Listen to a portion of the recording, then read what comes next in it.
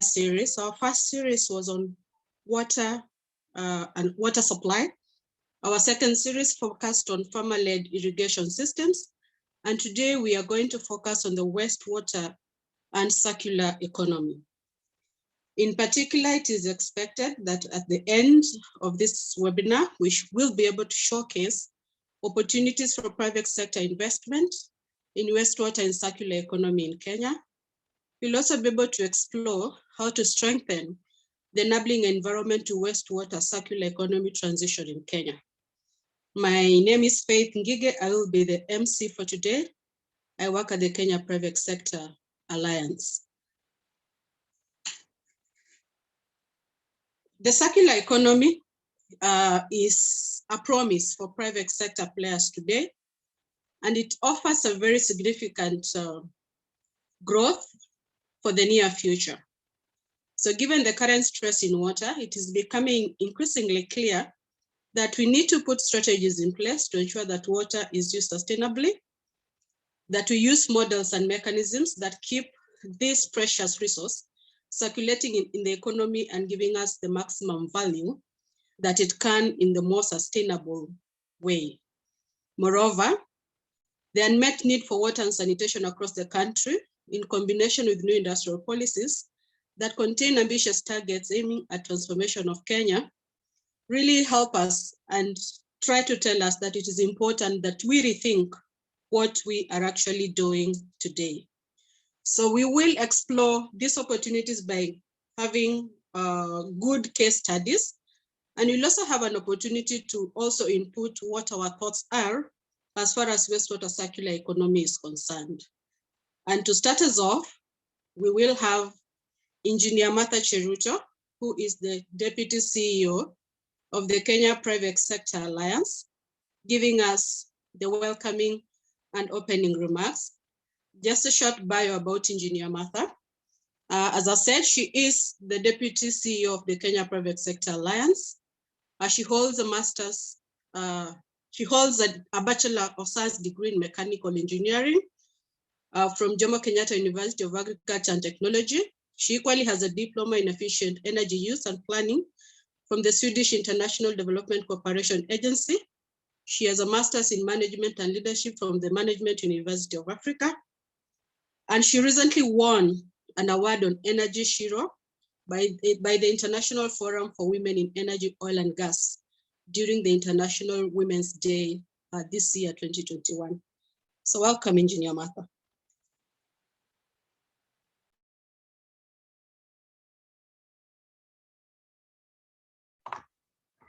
Thank you, Faith.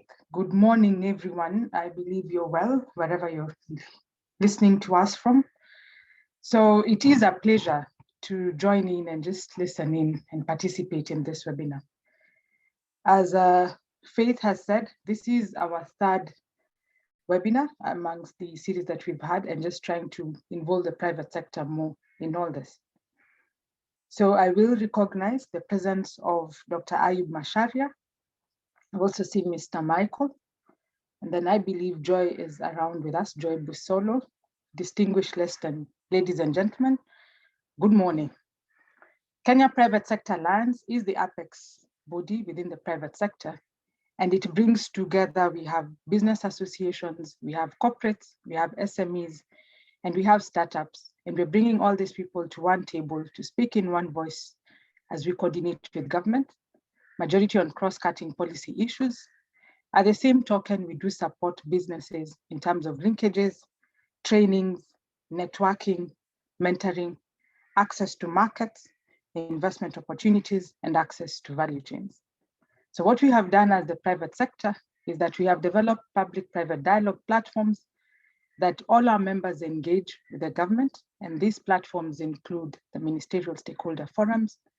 We have the Speakers Roundtable, and that includes the National Assembly, as well as the Senate. We have the roundtable again with the Chief Justice, with the CBK Governor.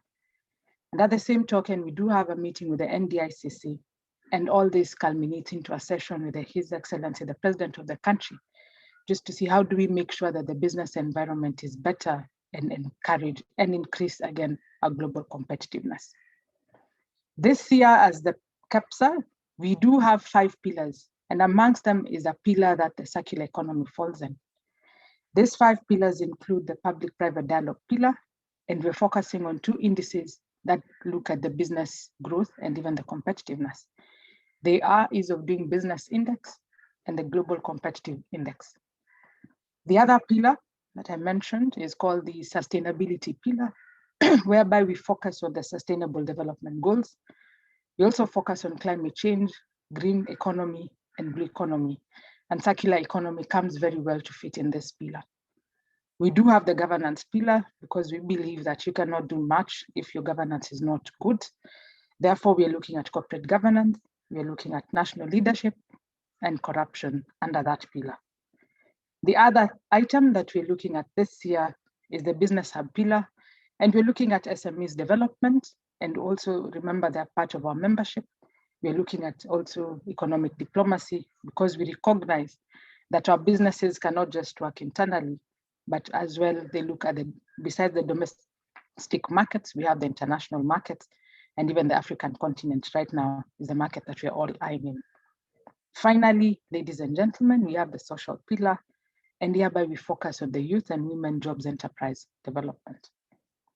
Coming to what we're discussing today, we cannot deny that water scarcity is among the biggest challenges that we continue to face as a country. And it is indeed one of the contributing factors to high cost of production, thereby lowering our competitiveness. There was a study done by the Water Services Regulatory Board, that is WASREB, in 2020, and it indicated that the water coverage in urban areas stands at 59%. When we look at that, if that is the urban areas, how about the rural areas? It is even worse.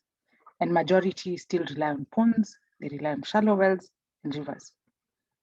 Coming back to where we are currently in Nairobi, is that the water supply per day is 500,000 meter cubed.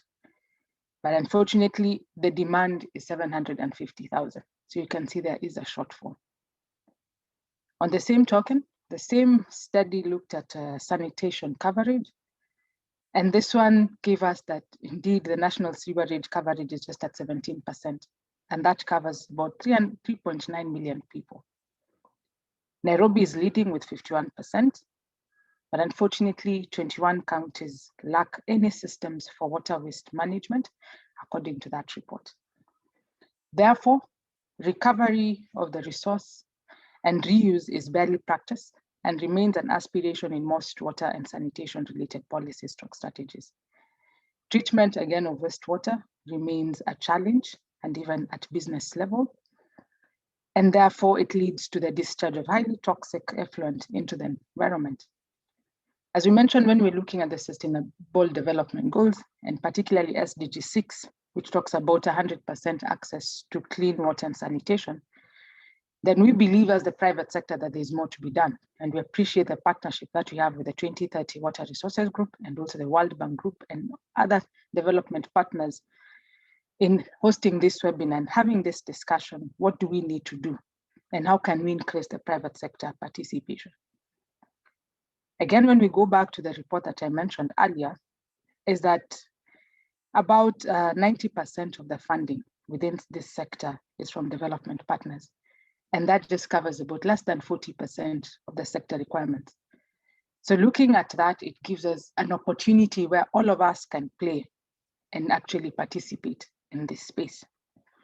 So together with our partners, the lined up speakers, and even the participants and the businesses that are here with us, the consultants, and all that are listening to us today, as Faith mentioned, what we're looking at is we will be exploring opportunities through which the private sector can get more involved in the sector. At the same token, looking at what is the role of the private sector in terms of re-engineering our business processes to be more water efficient, reuse where possible, and adopt mechanisms to recycle the wastewater and keep it circulating as much as possible. This recycled water, and remembering that indeed water is scarce, it can be used in cleaning. The same water can be used in the washrooms, in irrigating, that is watering the gardens, and even drinking, that is if it has been sufficiently treated. Other resources that we can note, even from this process of water waste management, is that we can get nitrogen, we can get phosphorus, potassium, and even methane, which can be used later in the power generation with other processes. We have heard that Denmark has implemented such, and it would be good for us to also listen in from them and learn more from what they have done that we as a country can implement, and how other companies within Denmark and in other places, that how they have embraced circularity, that all of us aim to enhance that uptake in the country. On matters policy, where CAPSA usually comes in to discuss with government in terms of looking at reviews of policy, is that there is indeed more need for deliberate measures to encourage the transition to circular economy. And this includes, ladies and gentlemen, we're looking at tax credits for water reuse, stroke recycling. We're looking at innovation awards. We're looking at special wastewater taxes. We're looking at the review of the Public-Private Partnership Act, and this is to allow the private sector into the wastewater management and resource recovery space, among others. And this, with those few remarks, ladies and gentlemen, it is my pleasure to listen in more and encourage us to participate, offer suggestions, solutions that we feel that what can we do as the private sector to participate in this discussion, and even listen in from our speakers as they share with us insights, one from Denmark, from their businesses, and how we can leverage the circular economy approach in Kenya for wastewater management. So with that, I appreciate you all. I thank you all for joining us and looking forward to fruitful deliberations. Thank you and God bless you. Have a lovely weekend ahead. Asante sana. Thank you very much, Engineer Martha, for the wonderful opening remarks and for calling us out in terms of the businesses and what businesses need to do. And you have ushered us to Denmark and telling us the best practices that are in Denmark. And indeed, we have Denmark in the room.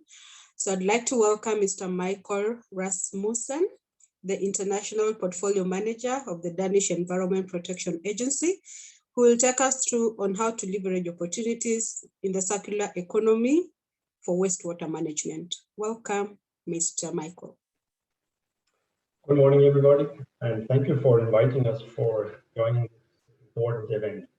I'm Michael Rasmussen. I'm Program Manager for our Strategic Sector Corporation in Kenya, and I'm representing the Danish Ministry of Environment. I'm here with my colleague, Mr. Ivan Ølund, who is heading the wastewater utility in the city of Odense. Next slide, please. Our Danish environmental management is based on a strategic approach. This approach is based on using loads of data that are validated and also a regular monitoring. By that, we can strengthen and improve our regulations on water and wastewater in Denmark. And this approach is very much used on the Water Supply Act, the Environmental Protection Act, the Planning of the Water Sector Act. We appreciate very much the circular economy and the resource efficiency. That's very high on the Danish agenda. The Danish government actually launched a strategy. Slide, next slide, please. On the strategy in 2018, and actually the Danish government asked high-level persons from Denmark, experts, to bring forward recommendations on how to promote resources. Next slide, please. And last slide. One step further, please. One step further. Thank you. Wastewater and waste, they are not problems. They are resources that offer immense potential for the environment. It's actually the philosophy of a wastewater treatment we have produced and established in Denmark. This wastewater treatment plant actually combines the strongest environmental technologies within wastewater treatment and biogas in one full-scale project. You see on the slide, center there's an energy factor, there's a wastewater treatment plant, And by using a lot of different inputs, for instance, organic waste from waste from household, agriculture, manure from agriculture, and even slaughterhouse waste and sludge from the wastewater treatment plant, we can produce some valuable outputs. For instance, biogas used for heat production and electricity. It's organic fertilizers for use on farmland, phosphorus extraction, nutrients from wastewater, and also we get some clean water from the wastewater. So lots of resource gained from using these kind of factories that work on a circular economy basis, and where the research are this was one short introduction. Thank you. I will pass the floor to my colleague, Mr. Ivan. Thank you. Yes, next slide, please. My name is Ivan Bølund. I'm head of department wastewater at VCS Denmark. We are a utility where we produce and distribute drinking water and take care of wastewater and stormwater. Today I'm going to talk about circular economy related to wastewater. When we talk circular economy, we have more than the economic bottom line. We have a triple bottom line with the 3 Ps: people, planet, and profit.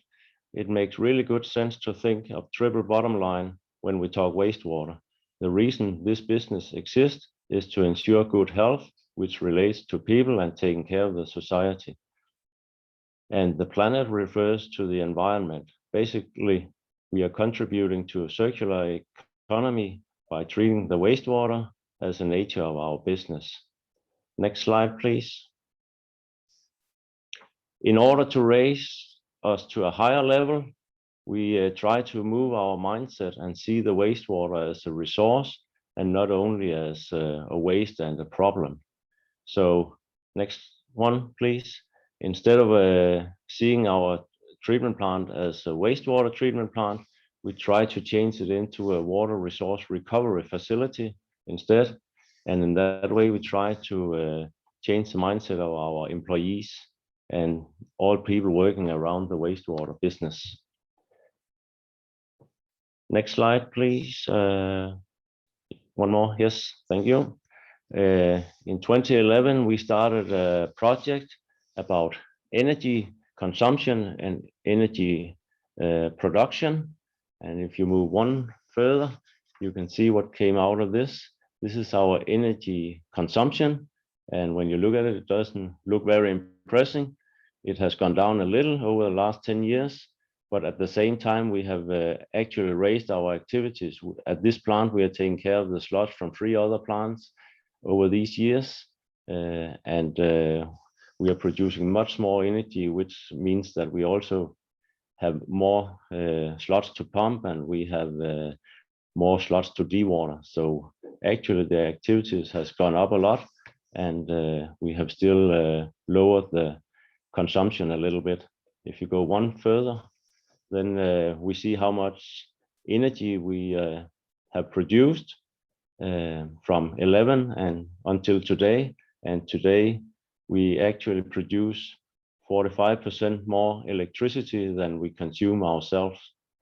And what you cannot see here is that we produce even more heat, and we sell the heat to a district heating net, but I didn't bring it here because it's not so relevant in Kenya. You have much warmer climate than we have in Denmark, but in Denmark, heat is also a big value. Next slide, please. And here you can see all the tasks we have done over the years. So it's not that we have done one big bang and then it was all fixed. It's every year and every project we think energy into the project, and on daily basis our employees, they think, how can we do this smarter and better to save energy or to produce more energy?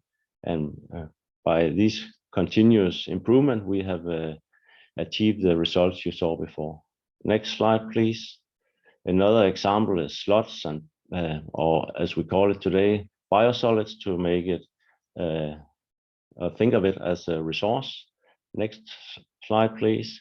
And there are different ways to take care of these sludge or biosolids. You can incinerate it, and can you go forward 3 times? Or as we do, we digest it and take it as fertilizer to farmland. And some of it we do on the smaller plants, we do not digest, we just take it directly to farmland. At the moment, we are building a pyrolysis plant, and we will get an end product called biochar, which is a very good fertilizer. And other companies, they incorporate it in building materials like concrete. 1 forward, please. Some of the challenges about this is that phosphorus is a limited resource on the planet. The mines are run empty within 50 or 100 years. And also the phosphorus, when we use it as the biosolids as fertilizer, it needs to be available to plants when you do incineration. And if you spread out the ash, the plants cannot really get the phosphorus out of the ash. And when you build it into concrete products, you lose the phosphorus.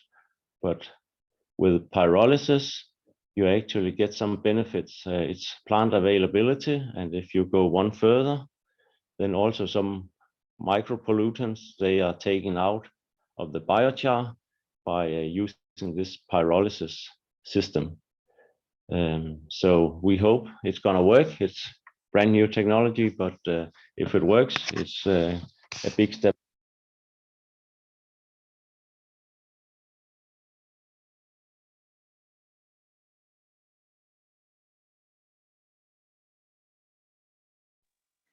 Hi, Ivan. We seem to not be able to hear you. Is it possible that your microphone has popped out? I just took Great. out the external microphone. Does this work? Yes, you're back online. Great to hear Okay. you. Thank you. Yes, so the biochar is a clean product, and this is just a scheme that shows the process.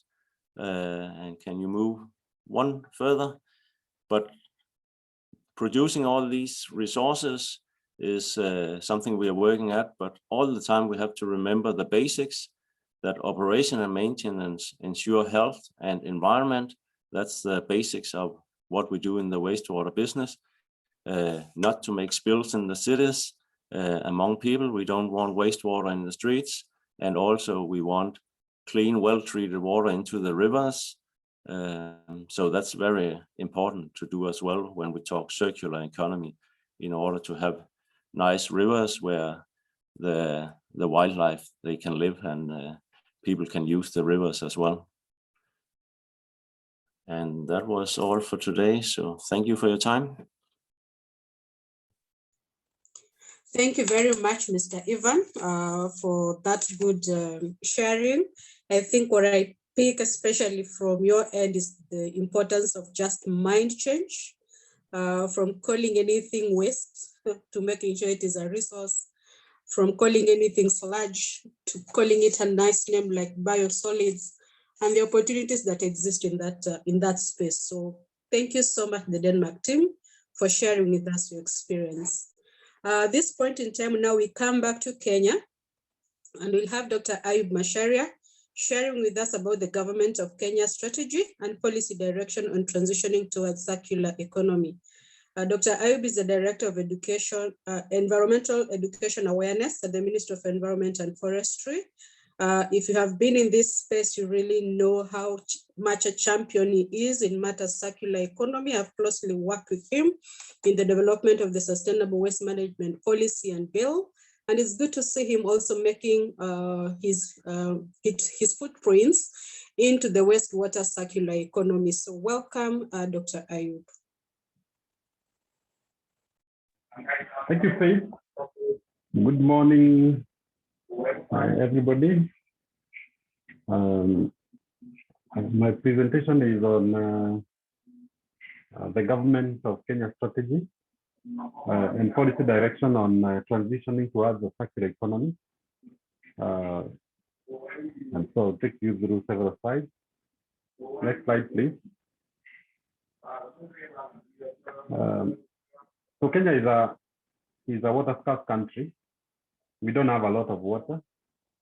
And the little that we have is also not available because of pollution. We also have to harvest all the water that lands into our country through rain, and we also waste water in terms when we are using it. And however, the demand for water is still rising because we are getting more industrialized. So by 2030, the demand is projected to exceed the supply by 29%. And so we have a challenge. We need more water. And the best way to get more water is to make use of the little that we have in a better way. And the harnessing of wastewater, therefore, is very important. So the pressure point where for our water, making our water scarce, is increased economic growth. It needs to be powered by water. Then we have expansion of irrigation. We need to produce more food, and so we need more water. Our urban areas need more water. Our processing industries need more water. And of course, unpredictable climate change also demands that it withdraws much of our water. And when we don't have enough water, then we suffer from inadequate supply. Those who need it cannot get enough. And then if we have little, then we have to make a way of making sure that everybody gets a little bit of the scarce resource through rationing of the water. And we also get, when we don't have water at all, those who have are invaded by those who don't have, and we have conflict. And we have trade-offs. So some of our needs for water have to be, we have to do away with them because we have to prioritize on the use of water. Next slide, please. So we have several laws that been called for ensuring that there is enough water, there is safe water, healthy environment for our wetlands, our rivers, our water bodies. One of them being the Constitution of Kenya, 2010, Article 42, demands that everybody is entitled to a clean and healthy environment. Then we have Environmental Management and Coordination Act of 1999, which gives NEMA the mandate to provide standards for different types of water. We have the Water Act 2016, which talks about distribution of water and protection of the water resources, among others. And these laws are also supported by policies and plans, such as the National Climate Change Action Plan 2018 to 2022, the Kenya Green Economy Strategy and Implementation Plan for 2016 to 2030, Kenya Environmental Sanitation and Hygiene Policy 2016 to 2030, the National Sustainable Waste Management Policy 2021, which really emphasizes on circular economy. And then we have the National Environment Policy for 2013. And we also have regulations in place, like we have the Environmental Management and Coordination Act, Water Quality Regulations of 2006, and we have the draft Water Resources Regulation of 2019, which is currently being used in enforcement of management of our water resources. Next slide, please. So the messages from these regulatory instruments are on resource recovery and recycling is emphasized, like wastewater use and recycling is emphasized in the instrument. And the other message is on enhanced water use efficiency in urban and rural areas. So those are key messages that are projected by the Water Act. And we also have key messages from our sustainable waste management policy, the transition from linear to circular economy, where we need to manage waste as a resource. so that we don't have waste getting into our water bodies. And then we also have another message cutting across the issue of private sector investment in environmental efforts and programs. And here we negotiate with there is room for negotiation with the private sector on fiscal and economic incentives. And there is also another message on enhancing resilience of brew economy in the water sector, the issue of low carbon, resource efficiency, equitable and inclusive socio-economic transformation. So that is a message running across especially through our national climate justice plan. But we have gaps. Next slide. We have gaps, and one of the gaps is the range of pollutants. Every day, through innovations that are happening every day, we have new pollutants coming into our environment. And so the existing instruments, they do not capture a comprehensive range of pollutants in the effluent. And so we need to keep on revising our regulatory instruments so that we capture the emerging pollutants.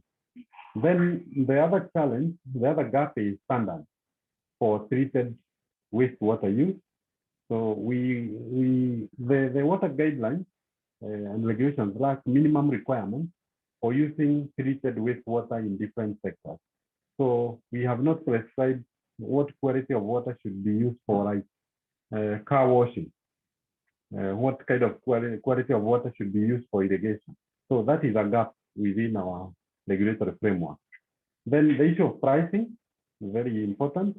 The guidelines lack standards for pricing treated wastewater in the water market. So that is a gap that needs to be addressed. And the other gap is the circular economy approach to wastewater. So like the sustainable waste management policy that we have just released has a bias towards sludge management as a waste stream, but not on generally the wastewater, what we need to do with wastewater. So we have major gaps in our regulatory instruments. Next slide. And to address this gap, the country has embarked on addressing wastewater and circular economy as a major thematic area, as a major area of work program in the Ministry of Environment and Forestry, and working with the other agencies, including Ministry of Water and Sanitation and Irrigation. We have established a multi-agency technical working group on wastewater and circular economy. And this multi-agency technical working group is there to determine priority areas and focus of the strategic interventions that are needed to move the country towards the circular economy in wastewater management. What we intend to do as our roadmap is that we are undertaking a baseline study on wastewater and circular economy in Kenya. To guide, this baseline is expected to guide development of an action plan with the key interventions to be implemented by the stakeholders. So we are about to launch to publish the baseline study, and other developments will be guided by the baseline study. One of our expectations is that we will quickly embark on development of a national policy framework on circular economy in wastewater management. So we will have a new policy in place, and this policy will guide us in development of appropriate regulations, whether revision or developing new regulations, standards and guidelines to describe how we will manage our wastewater, the trade effluent management, wastewater reuse, and the pricing. All this will be addressed using the revised regulations or new regulations that we will develop as a result of based on the baseline study that we are undertaking. So that is what is happening in our country. Thank you very much.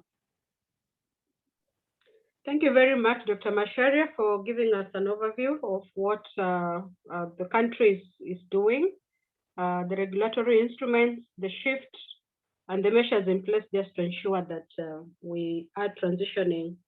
And I'm sure we have been given a challenge, making sure that we rechange the name most likely from calling anything waste to calling it a resource. So at this point, I want to encourage all of us. The speakers have just set a scene for us. And now we understand the best practice and where Kenya is. So the second session of the program is to share case studies on what is happening, especially within the country, as far as wastewater is concerned. And to start sharing us off is Anolda Shiundu. Anolda Shiundu is the head of sustainability and community engagement at the Kenya Brewery Limited. She will share for us a case study on private sector investment in the wastewater circular economy. Welcome, Anolda. In 10 minutes, please.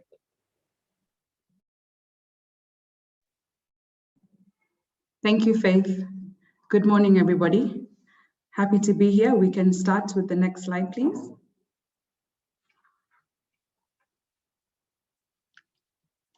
Next slide. So I'll just give you a bit of a background about the water stewardship at Kenya Breweries.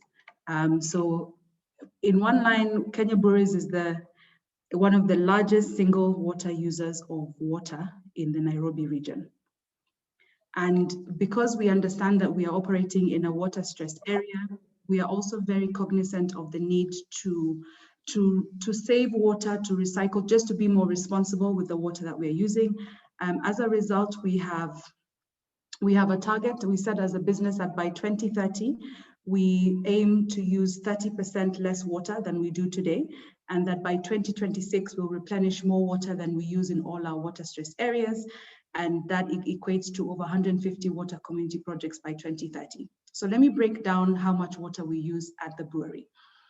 So at Kenya Breweries, we consume 1.8 billion liters of water annually. 545 million liters of water goes into making beer, and 1 billion liters is recycled to support general purpose activities. Allow me just to repeat that again. 1.8 billion liters of water is consumed annually at Kenya Breweries. 545 million liters goes into making beer, and 1 billion liters of water is recycled to support the general purpose activities. We can move to the next slide. And so I'll just take you through very quickly. It doesn't look as technical as it does on the screen. I'll just take you through. So the water comes in from, if you look at your far left, from Nairobi County, and the water goes into the water purification. It's treated, and then it goes into the brewing process, and it goes into packaging. And then it goes into our ETP, that's our effluent treatment plant. And the wastewater is put back into the municipal sewer system. Now, this was the process before. So water would come in and it'd go into our effluent treatment plant, and the wastewater would go back into the municipal sewer system. Now, what we've been able to do is we have, using our wastewater treatment, we are able to recover 80% of the water. So that water goes into a water recovery plant. And this water, instead of going back into the municipal sewer system, it now goes, it's now what we use for general purpose water. So let's go to the next slide. I'll take you through, I'll explain that in a bit more detail. Sorry, the next one. I think the slides got messed up. There's a slide missing there. Just go to the next one. Let me see if it will come up. Again. Okay, yeah, this is the slide, sorry. So I want to take you through our use of recovered water. So like I said, before we'd get fresh water, it would go into the condenser, into the water recovery plant. But what happens now is the fresh water from Nairobi goes into the beer making process, and we're able to recover we're able to recover 77 868 cubic meters of fresh water annually. And if we talk about numbers, we're looking at 8.7 million shillings is what the brewery saves every year from this process. Okay, and then we'll go back to the slide. I think you'll need to go up. I'll tell you when. Go up again. Again. Yeah. So I want to give you a quick snapshot of what enables us to save about 8.7 million shillings of water every year. So this is a quick snapshot of the three, I guess we can call our three recycling plants. So the first one is our ultrafiltration plant. This is the best in the region that we have at KBL so far. Then the next is our anaerobic digesters for our effluent treatment plant. And then the third is our water recovery plant. So when we talk about ETP, before recovering water, we would inject the water into the municipal council, but now 80% of this water goes into the recovery plant. And we can go to the next slide and we'll talk through the numbers. Yep. So if you look at 2012, we used to use 5.2, sorry, let me just get that number right. So we used to use 5.2 hectoliters of water per hectoliter of beer. And we've been able to reduce that number to 2.8 in 2020. So since 2012, we have a 33% reduction in water usage, and this is directly attributed to the water recycling. And if you remember in my original slide, we had talked about our 2030 goal, which is to use 30% less water. So already we are from 2012, we're in 2021, we are almost hitting, if not exceeding our target. So we've gone from 5.4 hectoliters of water per hectoliter of beer to, as of last year, 2020, we're operating at 2.8 hectoliters of water per hectoliter of beer. And if we move to the next slide. So just to take you through, water stewardship at the brewery, we've been able to provide 2 million people with water through our Water of Life program. So our water stewardship goes beyond the factory itself. We are very conscious to ensure that we are saving water and recycling water. But beyond that, we are also ensuring that the communities where we live, where we work, where we source our raw materials and where we are selling, we're also supporting them by providing access to water. I think if you remember back in my initial slide, we talked about replenishing. We have a target at the business to replenish more water than we use. And so far we've replenished about 554,000 cubic meters of water. Our water recovery plant saves 1.2 billion cubic meters of water a year, and we've been able to reduce our water per hectoliter of beer by 50%. And we can move to the next slide. Yeah, I've spoken through this one. And so for us, it's just to talk through some of the, what I would say, the policy and regulatory support. We've done a lot of investment as KBL into our water stewardship in the business. So we're just looking for ways to, to collaborate with other private sector partners and with the government for some tax incentives or rebates for some of our sustainability driven investments, especially around water recycling and the management of the projects. Clear standards and prompt approvals of water recycling parameters. I think, there's a lot of work that we can do together just to make sure that we get approvals out on time to enable us to do our bit to use less water and to recover water and put it back, for general purpose use. I think another opportunity for us to discuss is around licensing. So is there an opportunity for discounted licensing fees for compliant institutions such as ourselves, with a clear plan for improvement aimed at reducing disposal, when we're talking about effluent, for example.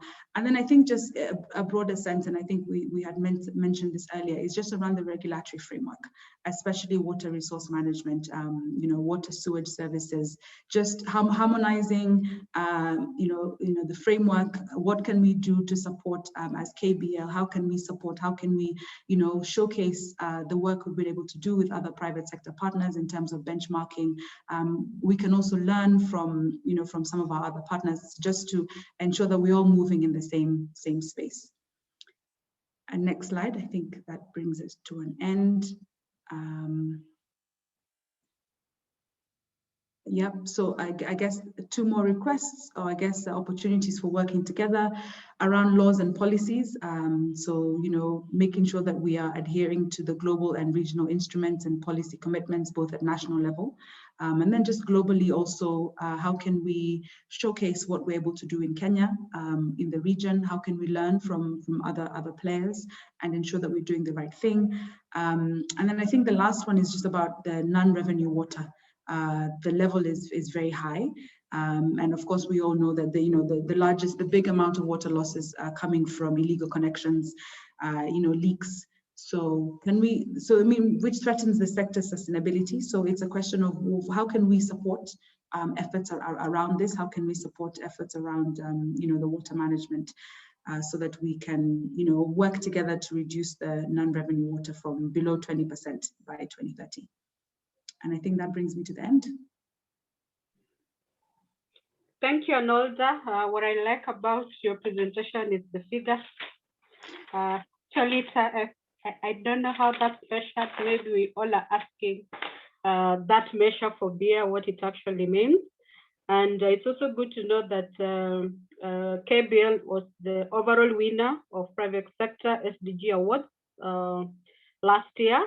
So clearly they live through what they say they're actually doing. Allow me to take us to the next session, which is an interaction with you on your opinions and suggestions, and even sharing case studies on how to tackle the wastewater in Kenya. And the person who will take us through this is James Origa, who is the project officer of the 2030 Water Resources Group. So welcome, James.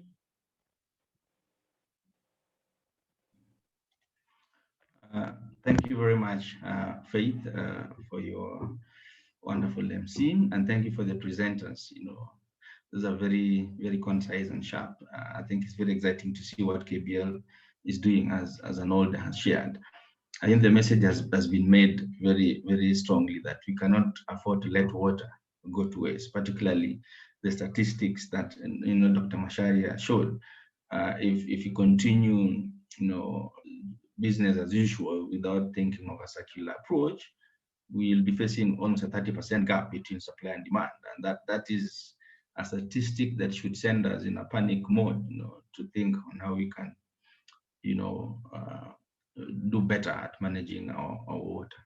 And thank you, Michael and Ivan, for showing us the good examples from Denmark. I think Denmark is well advanced on that path. And one of the things that comes out clearly, that if resources are cheap, there's no incentive, to recycle it. People will just be throwing it away because you can, acquire it just cheaply. So the question of the value that people place on water, and globally it's agreed that water is grossly undervalued. So the question is, how do we first show the true value of water as a foundation of building, a transformational path towards circular economy? So I'd like to ask, just before I ask the question, all the presenters are participating in this panel discussion. In addition to them, we have Dixon Ochieng, who has not shared, but you will hear about him, Dixon Ochieng from Sanivation. And if I may request, the panelists, Michael, Ivan, Anolda, and Dr. Mashara, if you could put on your videos as you go through the panel discussion, that would be appreciated. So Dixon is from Sanivation Limited, which is a private enterprise that is engaged in the sanitation value chain. They do, a lot of value addition from the fecal sludge generated from municipal operations. operations. So I'd like to ask our Danish colleagues, based on your experience and your advanced level of engagement in a circular economy approach, from global experiences and from your own specific experiences, what are some of the issues around valuation of water, and how has this informed some of your strategies towards driving a circular economy approach in Denmark? And what are some of the recommendations and wisdom you'd want to pass to Kenya? Dr. Macharia is here with us, and the private sector actors around correct valuation of water as a foundation for building a circular economy approach to incentivize people to actually recycle it, not just throw it away because it's actually very cheap to acquire. So over to you, Ivan. In Denmark, we have put tax on water many years ago, and that was done in order to make people save water, and it has actually worked very well. What we heard from some of the others is that you should benefit from when you recycle water, and I think that's a very good idea, because we can see the taxes on water has made people save water. Today, people use about half the amount of water as they used in the 70s in Denmark, and that's we are pretty sure it's due to the taxes. And also at the wastewater treatment plant, we pay tax according to how much phosphorus is in the outlet and how much organic matter and how much nitrogen. And today we actually have effluent limits that are about half of what the limits are. And that's simply because if we can treat it better than the limits, then we don't have to pay so much taxes to the government. So it actually changes our behavior and the way we act, these taxes. And another thing is we have a very good collaboration together with the authorities about the permits to the private enterprises. In order to use the biosolids for fertilizer, we need the micropollutants to be at a good low level. So we don't put polluted fertilizer into the farmland. And here the authorities, they regulate the enterprises quite well.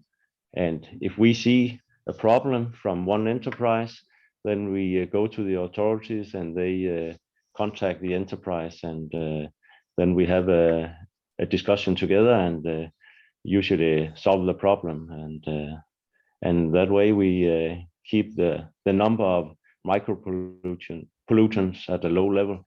So this collaboration is very important to us. Okay. Yes. Thank you, Michael. I mean, I think we have a lot to learn from. I think Dr. Macharia alluded to it. Government considering some of those, specific economic instruments to correctly evaluate, give the right value of water to incentivize, this transition. Yeah. Maybe I could add one more thing about the taxes. Is also just briefly, the willingness to pay from our customers is very high, because we have a high service and we always serve them with water. We have a limit that says we are not allowed to cut off the drinking water more than 5 hours. And if we do that, we note it in a book, and in a usual year, it happens only once or twice a year in the entire delivery area that we go above this 5-hour limit. So on daily basis, people, they always have drinking water, and that's very important to the enterprises, that they have a good and stable delivery, and we take care of the wastewater at a very good level as well, and that makes them willing to pay the prices. So we can get our money and we can afford to run a very good system in that way. So it goes in a circular, you can say. If you deliver good service, and the people are willing to pay, and you can get money to run your system well. So it all fits together. Thank you. Thank you, Ivan. That's very insightful. I'd like to, ask a question to our colleague Dixon from Sanavation. Transitioning to a circular economy approach, requires a lot of concerted partnerships between the public sector and private sector. And I know Sanavation, in its work in driving a circular economy approach to sanitation, has experiences of the partnership with public agencies, both county governments, national governments. Just to hear your insight based on some of the lessons you've learned over the years, what are some of the key constraints that as a private sector operator you faced in partnering with the government, and how can we create a more mutually beneficial partnership, because it has to be a multi-stakeholder approach if you are to transition to a circular economy approach. So Dixon, what are some of your wisdom and experiences on this? Thank you, James, and good morning to the rest of the WASH family today. And it's been really insightful to hear from the presenters who have come ahead. And just maybe to talk briefly about Sanavation, we are a private sanitation company which partners with local water utilities to safely support them in managing the waste. And we see ourselves as a go-to technical partner that can move cities from low waste management of 10 to 15% to making sure the waste is safely managed to over 80%. And back to your question, Origa, yes, I'm happy to share some of the challenges and the learnings we've gathered over the period that we've worked with the local government in Kenya. And yeah, totally, there have been challenges towards this journey. And just to start with, as coming in as a social enterprise or a private enterprise, you are coming with a new innovation or a new idea. So the first hurdle that is always there, the challenge is the acceptance. You are approaching a government that has been doing things in a different way, normal way, in their way, and here you are coming with an innovation. So there's that issue of trying to have a clear value proposition to the government for them to see the value of partnering with a private enterprise. So that was one of the challenges that we faced. And so the best way that we've done to tackle that, I think, is understanding the problem of these water utilities and building a strong value proposition to them that can make them convinced of the add value, because you have the weight on you to prove something that has not worked somewhere else. So you are coming in with an idea that actually you want to prove, and the way to prove that is securing that partnership. And even when you do that, convince one utility or two utilities, there's still the challenge of that we faced of lack of clear partnership frameworks. So when I talk about partnership framework, you're looking at the framework of association. So we have the bigger, as everyone here knows, the bigger public-private partnership framework. But when you look at that framework, it doesn't take interest, or it doesn't cover well the interest of small partnership, especially in sanitation, when a company like a private company like Sanavation want to partner with a local utility in Naivasha, or let's say in Malindi or Kisumu. So there's a gap there that is really hard to borrow from when you look at partnership of association. And even when you look at another thing there, I think, is you look at resource allocation. So there's lack of clear budget allocation guideline to these water utilities on how they can also contribute to such partnership. And also there's a problem that is not just locally in the sub-national government, but is also something that is there when you look at the national government level, whereby even in the IFMIS, there's no code for sanitation. So these are challenges that we have been facing. And also you look at another challenge that I can say is in terms of mandates, there's a lot of overlap in sanitation. I think when we are coming in the sector, is when also the country was going through the devolved system, and the mandate of sanitation was being seen in the water ministry, and also was being a shared function in the Ministry of Health ministry. So with that having the overlap in mandate, it was really difficult for a private enterprise like Sanivation to actually know whom do we talk to, where do we take this discussion, which office do we go. But I think with all that said, I think there's been a lot of good things happening in the sector in terms of shaping the house, of building the house of sanitation. We are looking at the Ministry of Water and Sanitation now taking clear ownership, and even looking at how to build a directorate that can really be in charge of driving the sanitation agenda in the country. We are looking at WASREB also coming strongly into introducing the KPI to track sanitation in the utilities, and now utility starting to fully own sanitation, which was not something that was there before. And also you are looking even the national government through the communique that was done during the Kenya Sun conference, also talking strongly into promoting sanitation, and also looking at commitments of even budget allocation, which is something that also has been a problem when you look at joint resource mobilization by a private sector and also a public sector. With that said, I think also, James, you had another good point of how can this be shaped moving forward collectively as we look at working together the circular economy journey.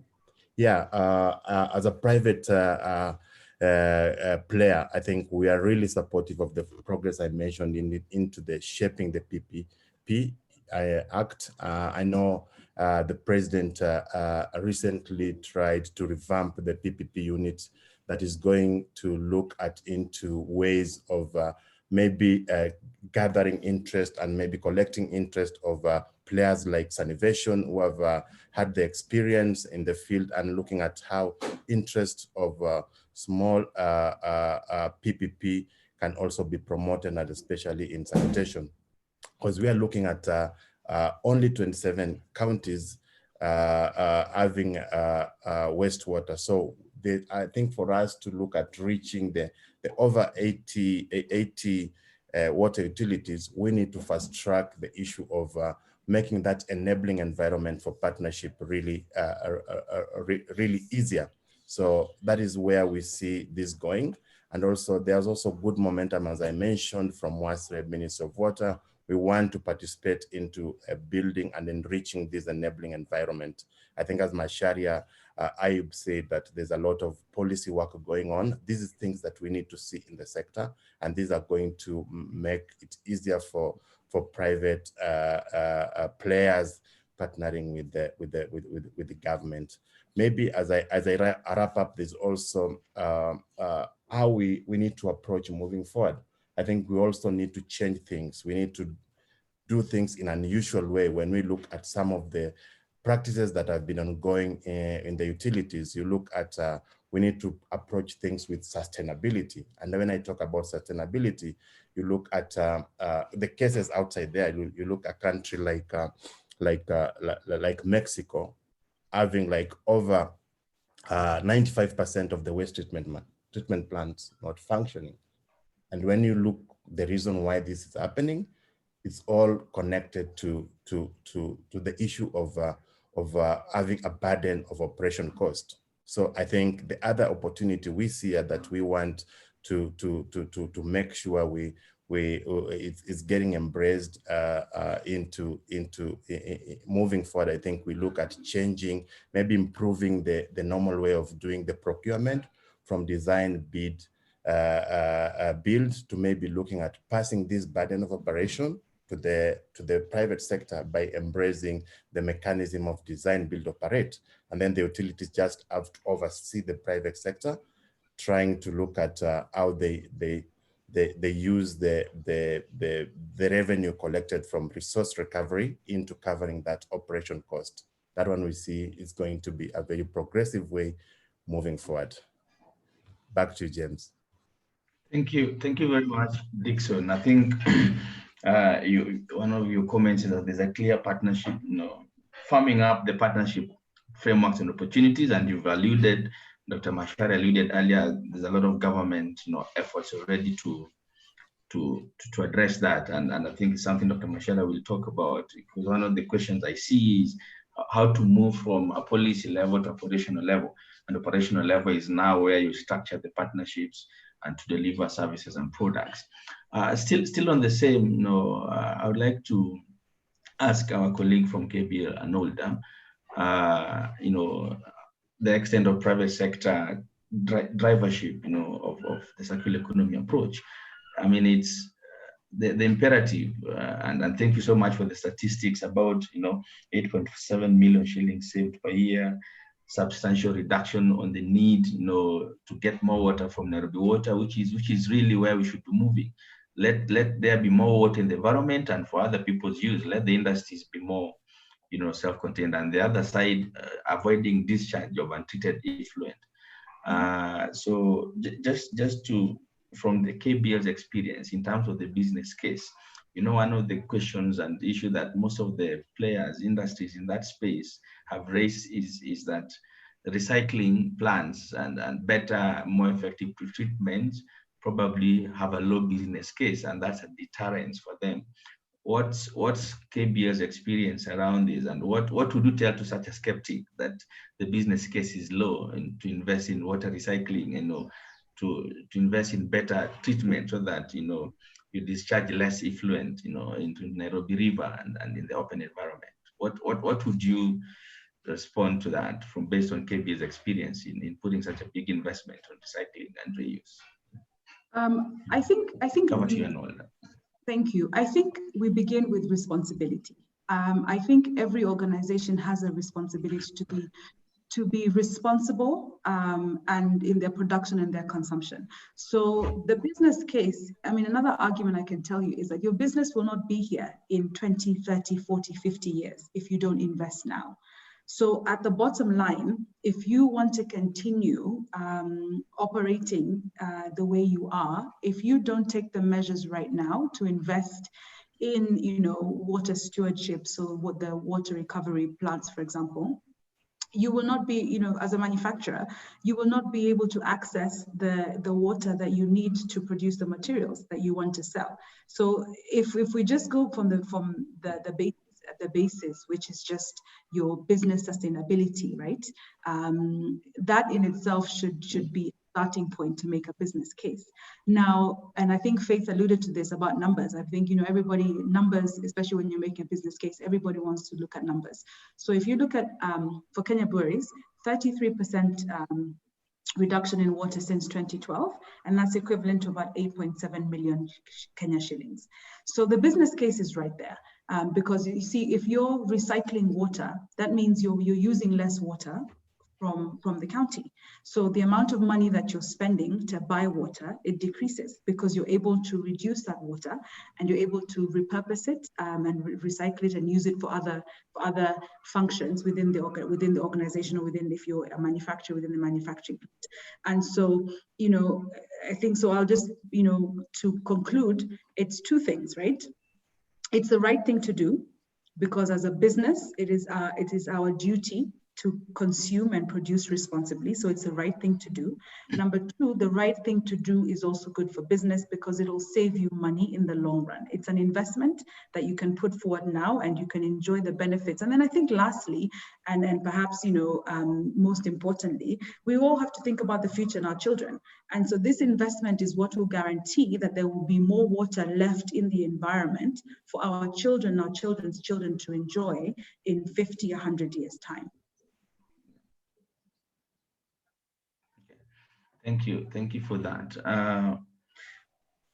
Beyond just using water within the industry, we have a colleague from James Kanga from Rubicom. Rubicom is an association of businesses in the Ruaraka area.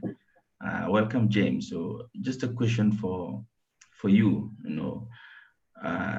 because what Rubicom aspires to do is beyond recycling for internal use, but to be able to create an industrial symbiosis model for circular water economy.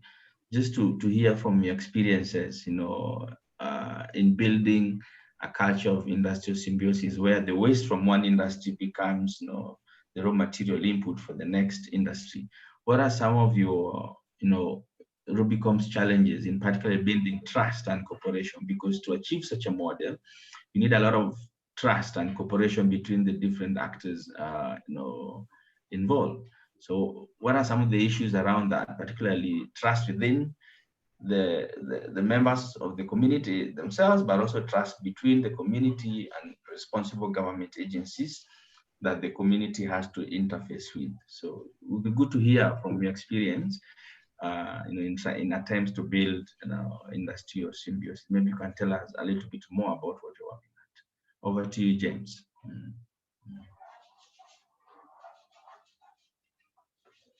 Hello.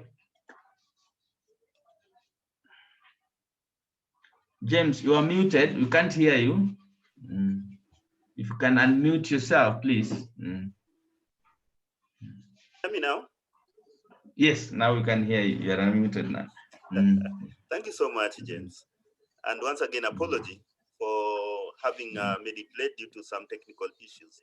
Otherwise, regarding the question on what has been Rubicom's challenge in building trust and cooperation to pursue the model both within members, that is member industries, and government agencies, one of the hindrances, I would say, is financial constraints. Because you'll agree with me that for this initiative, there's that budget, there's the financial aspect that comes along with it. The other one is business policies. We have variance in business policies. Based on Roraka experience, we have both large, small, and middle-aged, middle-level companies. And their policies varies because we have, like, for example, multinational companies. Their policies are made not in Kenya, some of them. So that variance brings in hindrance. The other thing is resources, right? Well, as we advocate for a decentralized waste water treatment facilities, there is that lack of resources that really hinders the same. Because right now, most companies or most businesses, the small businesses, they have their own small ETPs, right? But as an industrial zone, I think it becomes much more costly for them individually to run those individual ETPs. So if we can consolidate resources as stakeholders, then it will be even much more easier. So that is also another issue. Last but not least, we also have land issue, because for us to have such a wastewater treatment plant that will be able to embrace all the waste from the industrial zone, we'll need a vast land. So land is also a major issue, not to mention the cutting edge technology. Now, in as far as the government is concerned, or what we need to do now to unlock and scale up such models at a national scale, we'll need a multi-stakeholder approach, collaboration, for us to be able to realize this and scale it up nationally. Then there is also that issue of the policies. The government also needs, and I'm glad, despite the fact that I came a little bit late, but I've heard from you, James, that Dr. Macharia also alluded that there's a lot of policy work going on. So we really need a conducive environment in terms of policy really to be able to catapult or facilitate the implementation of this. This is what I have to say. Over back to you, James. Thank you very much, James. My namesake James for that. Dr. Masharian, yeah, I just want to ask Dr. Masharia just a question.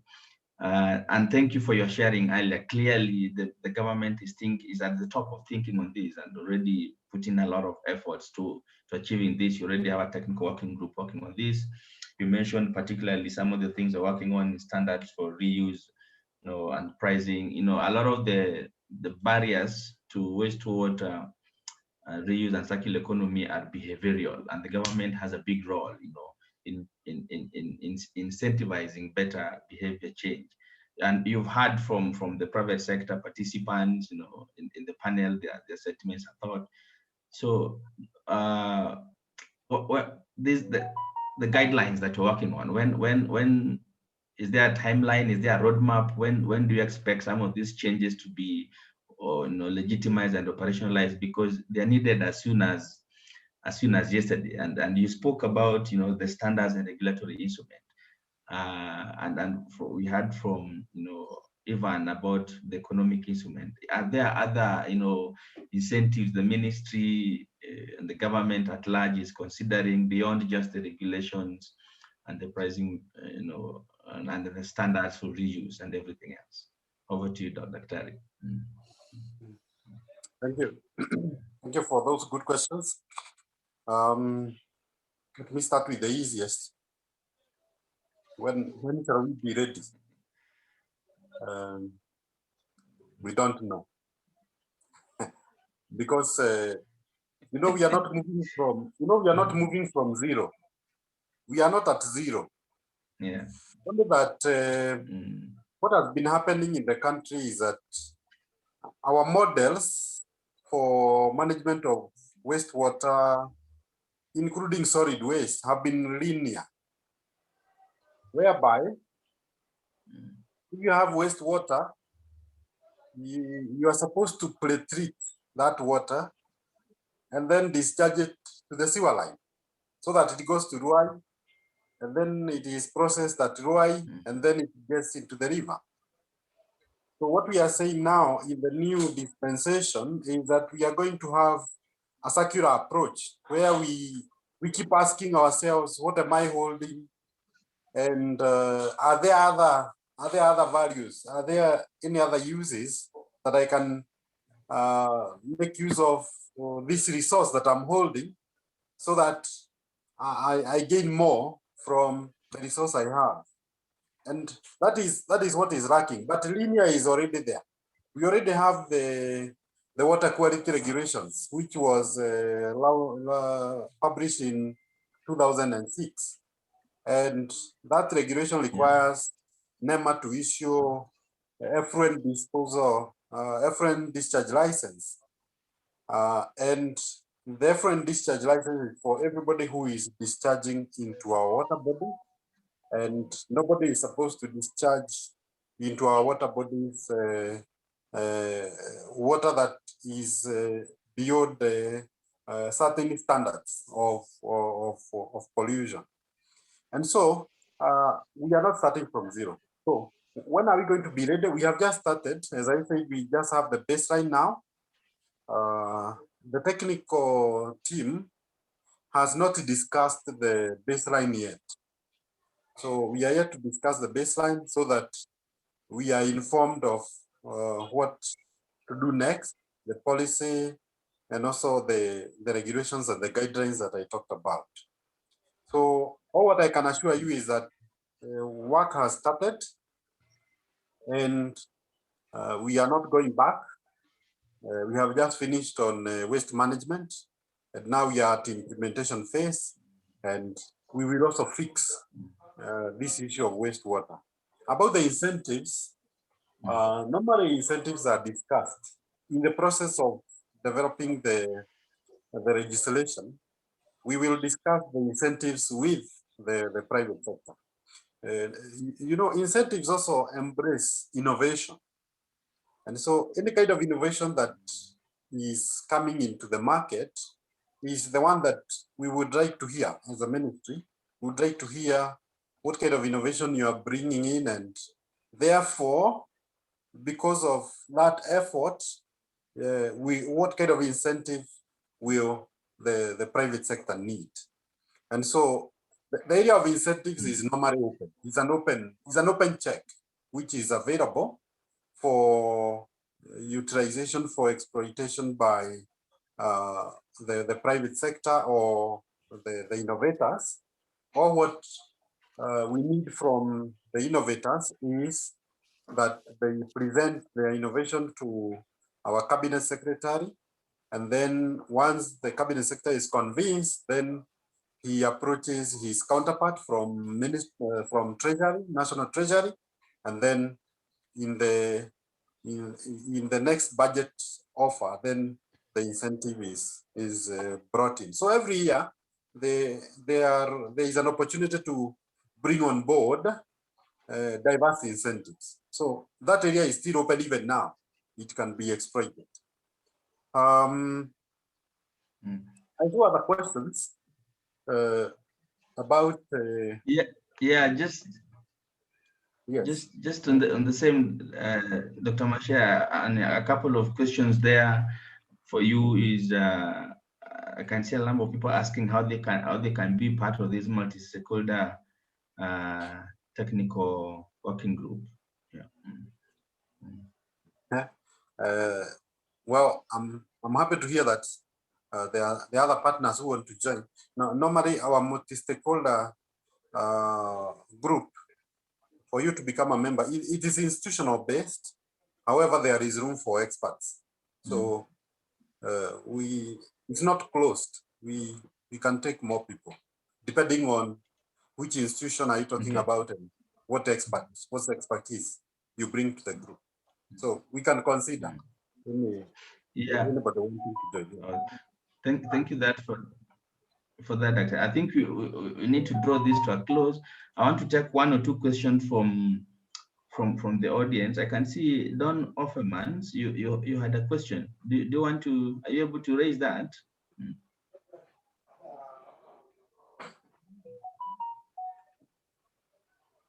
Yes, hello, can you hear me? Yeah, I can hear you. Please, okay. Go ahead. Yeah, I think on the finances, there has been a very interesting discussion already. So I had two questions: how to move from, let's say, the policy level to the execution level, implementation. So I think the presentation of Sanivation was very interesting on that. I don't know if Dr. Macharia has something to add, because we're talking about incentives, but I think ultimately we have to finance, really hardcore finance into a water treatment infrastructure, especially in the public sector. That may be an issue. So I would like to hear how he sees that, how to move on.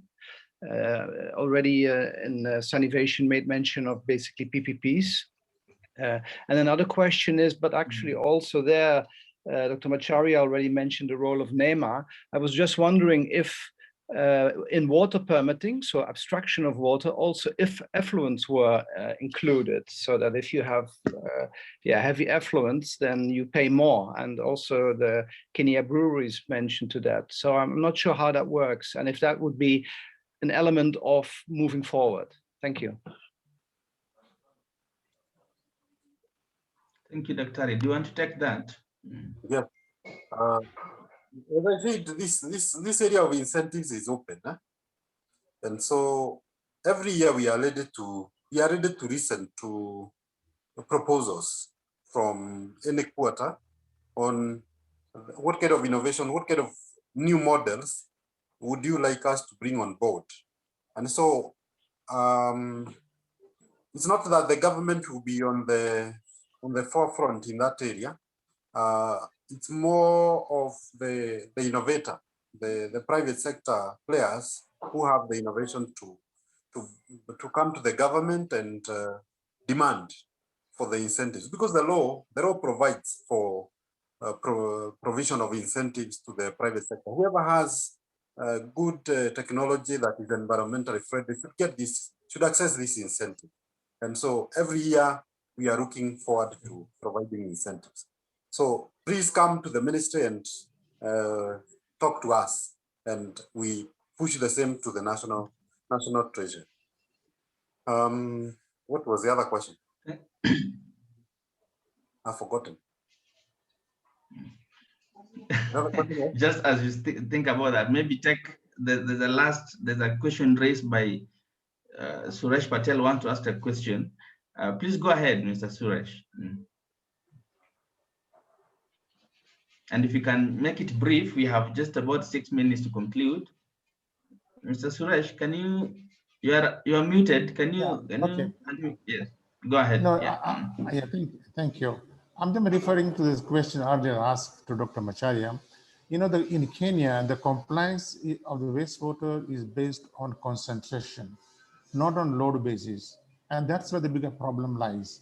Because there are industry who have a concentrated effluent, but only for 1 hour in a whole year, while others have a regular concentration throughout the year. So the management is purely based on concentration. I think this is where I'm looking forward to amendment of the regulations, where the compliance is based both on concentration and load basis, where an industry can now decide where is the opportunity for me to invest to improve my effluent discharge. Thank you.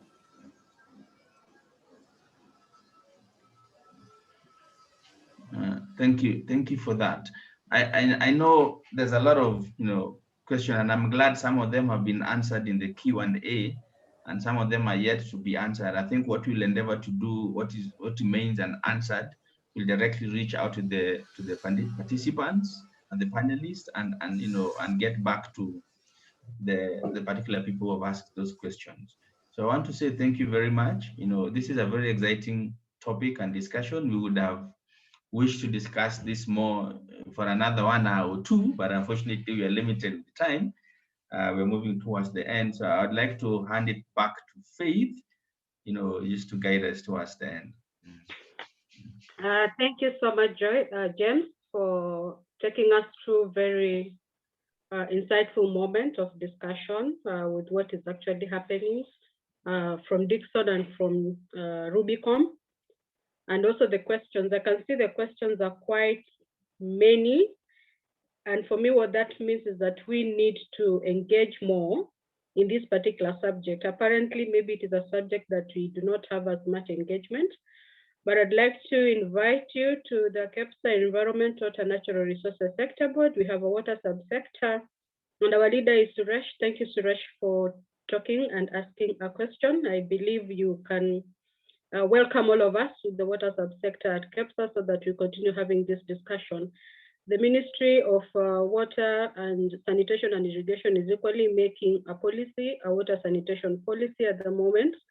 So I encourage all of us, if you are registered, I will invite you to make your comments into it.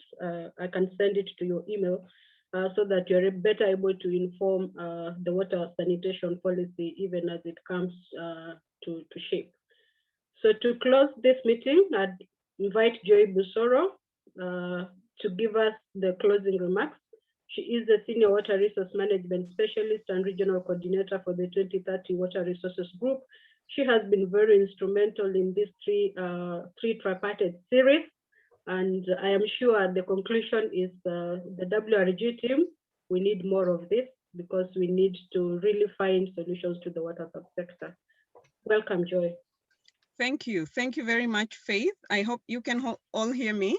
I think this has been a very interesting and productive session again today. And this brings us to the close of the tripartite series of webinars that has been organized by 2030 Water Resources Group in collaboration with the Kenya Private Sector Alliance.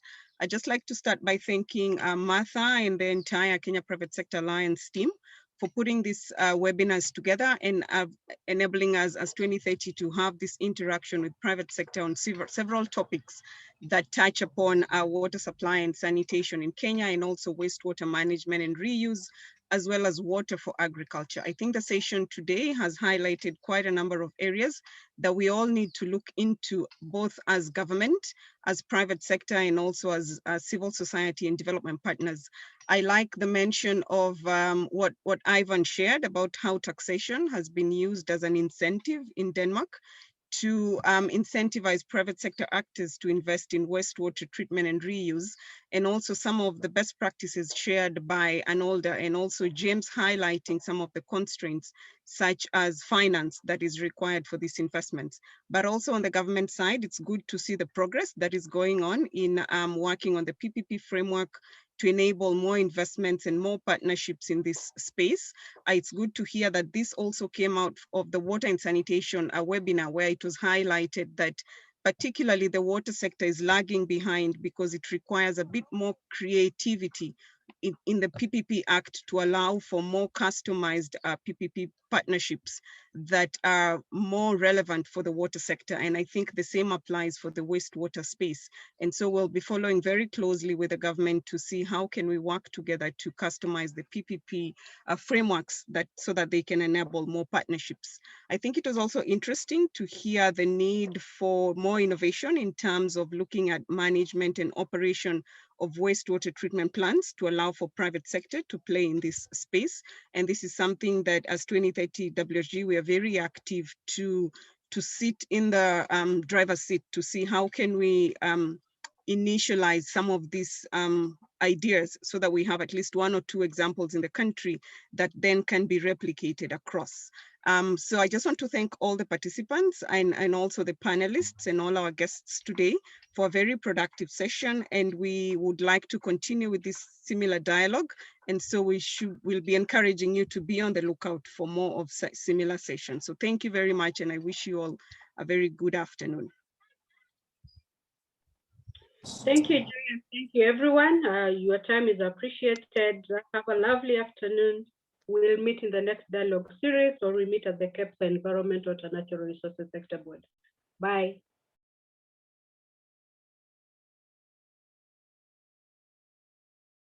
Thank you, Faith. Bye-bye.